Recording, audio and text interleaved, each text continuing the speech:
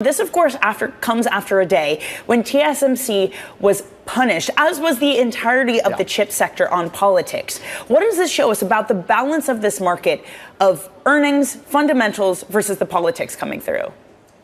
Yeah, there's a tension there, certainly, between the demand for AI and then the politics that continues, of course, to evolve, and more negatively, as you've said. And we'll get into the details of that and the implications for this company longer term. But the near term, the most recent quarter, you've seen a 36% increase in profits for TSMC, which, of course, churns out those AI chips, the GPUs for the likes of NVIDIA and Apple, of course. It's looking at margins, Danny, of 53%. The CEO saying, when our clients and customers do well, we do well. And that is certainly articulated and underscored by that target around margins. They're also narrowing their focus in terms of CapEx. Really important for analysts because that talks to the demand that they see going forward. They've actually raised it to the higher end of their range, their previous range, to between 30 and 32 billion US dollars. This is a company that sees continued demand then for those AI chips. They continue to build out to try and meet that demand. The CEO saying that the gap in terms of supply versus demand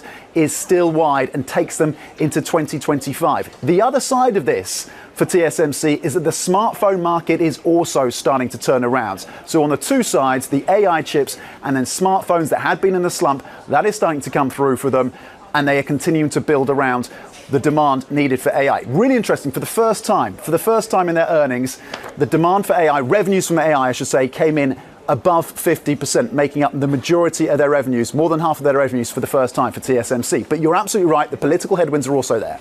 Let's talk about those. Okay, TSMC falls 8% in the U.S. session yesterday after Business Week's interview with former President Trump, where he more or less says, we're not going to come to the rescue of Taiwan, or we maybe won't, because they have the entirety of the chip business.